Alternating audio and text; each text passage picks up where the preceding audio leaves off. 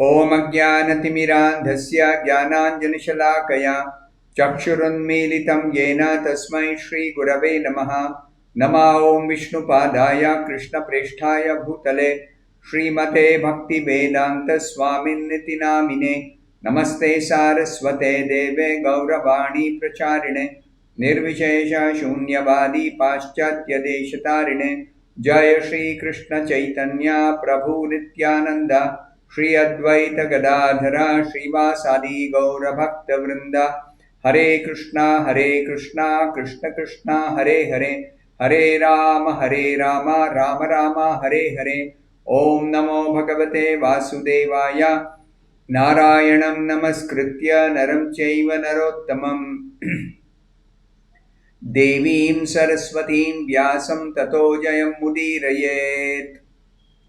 In this session, we'll be discussing from two verses, the 32nd and the 33rd verses of the 18th chapter of the first canto of Srimad Bhagavatam. This chapter is entitled Maharaj Parikshit Cursed by a Brahmana Boy. The incidents leading to this cursing are being discussed in these verses. So the 32nd verse, Tasya putro ati tejasvi viharan balako arbhakaihi Rajñagham prapitam tatam shrutva tatredam abravit. The meaning of this 32nd verse is, this sage had a son who was very powerful, being a Brahmana son. While he was playing with inexperienced boys, he heard of his father's distress, just occasioned by the king. Then and there, the boy spoke as follows. So in the purport, Srila Prabhupada says, due to Maharaj Parikshit's good government, even a boy of tender age who was playing with other inexperienced boys could become as powerful as a qualified Brahmana. This boy was known as Shringi, and he achieved good training in Brahmacharya by his father, so that he could be as powerful as a Brahmana even at that age. But because the age of Kali was seeking an opportunity to spoil the cultural heritage of the four orders of life, the inexperienced boy gave a chance for the age of Kali to enter into the field of Vedic culture. Hatred of the lower orders of life began from this Brahmana boy under the influence of Kali, and thus cultural life began to dwindle day after day. So this is the explanation given here, how the age of Kali things deteriorate to a great extent, that the Brahmanas who are supposed to be the head of the society, they become degraded and they look down upon the other sections of society. Just like this boy, he wrongly thought that the king had overstepped his position and he cursed the king. That's going to be explained later in the next few verses. He shouldn't have cursed the king, but he did so. And it happened under the influence of Kali. Kali was seeking a chance to enter into the field of Vedic culture, as Srila Prabhupada says here. The first victim of Brahmanical injustice was Maharaj Parikshit, and thus the protection given by the king against the onslaught of Kali was slackened. We should remember how Kali was trying to enter the kingdom of Parikshit, and Parikshit prevented that by first of all threatening to kill Kali because Kali Purusha was harming the cow and the bull. And when Kali Purusha surrendered, Parikshit Maharaj had to give shelter as a king. So he said, "You cannot stay in my kingdom because you are a friend of a religion." And then Kali Purusha was given still when he begged for some place. He was given 4 places where meat eating, intoxication, gambling, and illicit sex are going on. And Kali Purusha could not find any such place in Parikshit's kingdom. So good was Parikshit's rule. And then Kali Purusha was given a 5th place when he couldn't find any place. He was given the place where gold is accumulated without being used for spiritual purposes. And that way, Kali Purusha was given some place.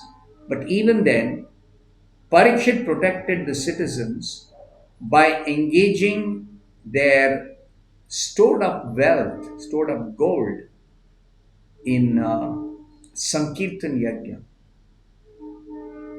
So in Kali Yuga, if we want to protect ourselves against the evil influence of Kali, we should employ 50% of our wealth in propagating Sankirtana. So this way, Kali cannot influence the people of this age. So here, the description is that Maharaj Parikshit was the victim of Brahmanical injustice. Wrongly he was cursed. And that's how the onslaught of Kali was slackened through this injustice. The 33rd verse, Aho adharma palanam pimnam balibhujamiva swaminyagam yad dasanam dwarapanam shunamiva. The meaning of this 33rd verse is, the Brahmana's son Shungi said, "Oh, just look at the sins of the rulers who, like crows and watchdogs at the door, perpetrate sins against their masters contrary to the principles governing servants." So, Shungi, this Brahmana's son, when he heard that his father was insulted by the king, who put a dead snake around his father's neck, so he became very, very angry. And what is he saying? Look at these rulers. What is their position? They are like crows or watchdogs at the door of the Brahmanas. And instead of behaving properly as a servant of the Brahmanas, they are perpetrating sins against their masters. So in the purport, Srila Prabhupada says, the Brahmanas are considered to be the head and brains of the social body, and the Kshatriyas are considered to be the arms of the social body. The arms are required to protect the body from all harm, but the arms must act according to the directions of the head and brain. See, the comparison is made. The orders, the spiritual orders, or the social orders, Brahmana, Kshatriya, Vaishya, Shudra, they are compared to the 4 parts of our own body. Just like we have got the head and brain, we got the arms, we have got the belly, and we got the legs. So Brahmanas are compared to the head and brains of the social body. Most important. And Kshatriyas are considered to be the arms. So the arms are required to protect the body from all harm, but the arms must act according to the directions of the head and brain. That's how this body is organized. Same way, society should be organized like that. That is a natural arrangement made by the supreme order, for it is confirmed in the Bhagavad Gita that four social orders or castes, namely the Brahmanas, the Kshatriyas, the Vaishyas, and Shudras, are set up according to quality and work done by them. Chaturvarnyam maya srishtam gunakarma vibhavashah. This is the statement of the Bhagavad Gita, fourth chapter. Krishna explains this. So according to guna and karma, it has to be set up. Naturally, the son of a Brahmana has a good chance to become a Brahmana by the direction of his qualified father, as the son of a medical practitioner has a very good chance to become a qualified medical practitioner. So the caste system is quite scientific. The son must take advantage of the father's qualification and thus become a Brahmana or a medical practitioner, and not otherwise. Without being qualified, one cannot become a Brahmana or a medical practitioner, and that is the verdict of all scriptures and social orders. You see, it is true that the son of a Brahmana has a good opportunity to learn from his father and become a qualified Brahmana. But without a qualification, he cannot claim I am a Brahmana. What is happening nowadays? People are claiming to be Brahmanas without being trained, without becoming qualified. And that is where the whole system has become topsy-turvy. So Prabhupada points out here, herein Shringi, a qualified son of a great Brahmana, attained the required Brahmanical power, both by birth and by training. But he was lacking in culture because he was an inexperienced boy. Even though he was powerful, he was not sufficiently experienced how to utilize the power that he had acquired. By the influence of Kali, the son of a Brahmana became puffed up with Brahmanical power and thus wrongly compared Maharaj Parikshit to crows and watchdogs. This comparison is completely inappropriate. Just because this boy, inexperienced boy, was very proud of his Brahmanical power. The king is certainly the watchdog of the state in the sense that he keeps vigilant eyes over the border of the state for its protection and defense. But to address him as a watchdog is a sign of a less cultured boy. He is supposed to protect, he is supposed to govern the country or the state or the province.